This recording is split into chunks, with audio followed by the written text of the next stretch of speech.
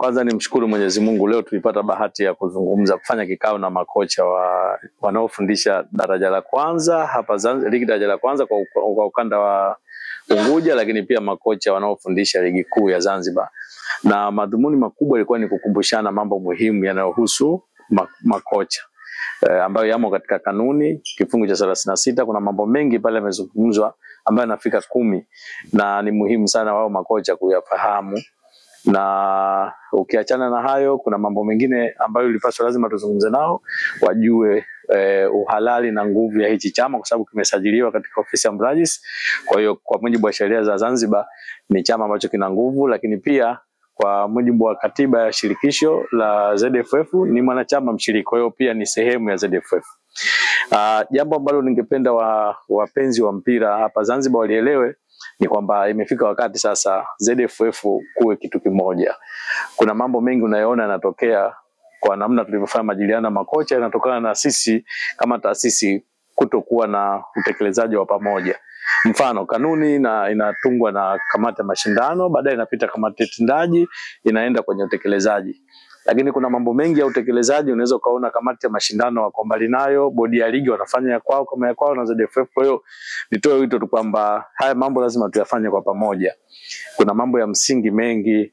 Mfano, kwenye hii kanuni kuna mambo mazuri tu ambayo yenyewe yanalenga kukuza mpira wetu, kwamba walimu wasiokuwa na sifa wasikae kwenye benchi, na wakikaa kwenye benchi timu inapoteza alama. Kwa hiyo ni mambo ambayo tunapaswa sote kwa pamoja. Ni jambo jema na lengo lake ni kuhakikisha timu zinatumia walimu wenye sifa, kwa sababu sisi lengo letu kwenda kushindana kimataifa. Tusipokuwa tunazingatia haya, hatutaweza kufika mbali na hatutakuwa na sifa ya kwamba kweli sisi tunahitaji kuwa sehemu ya dunia. Kote duniani hakuna ligi kuu inayotumia walimu ambao hawana sifa. Kwa nini Zanzibar tuwe hivyo? Kwa mimi niombe tu kwamba kanuni hii tuisimamie, lakini sisi wafuasi tuitekeleze na tuitii bila kushurutishwa. Kocha yote ambaye hana sifa tutomruhusu, na uko utaratibu ambao umetoa nafuu. Ikitokea siku makocha wako wote wawili wenye sifa wana dharura, basi unaandika tu barua, unamtafuta kocha yoyote, unawapelekea ZFF, anatumika tu kwenye hiyo mechi yako 1 au 2, hakuna tatizo, hilo linaruhusiwa. Kwa hiyo hakuna sababu ya kumtumia mwalimu ambaye hana sifa, kwa sababu hata kama walimu wako watakuwa wamepata dharura, wako walimu kibao Zanzibar ambao unaweza kuwatumia au kawaomba kwa mechi moja wakakusimamia.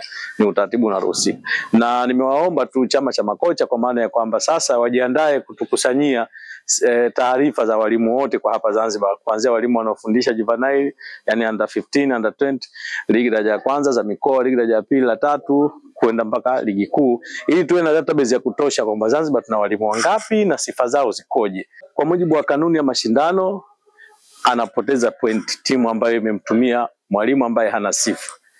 Moja kwa moja wameeleza pale kwamba anapoteza alama 3 za mchezo huo. Lakini jambo la pili, atatozwa 200,000, timu hiyo itatozwa 200,000 kila mechi ambayo anafanya. Na zikitimia mechi 6, hiyo timu itashushwa daraja. Kwa hiyo hakuna sababu ya kufika huko.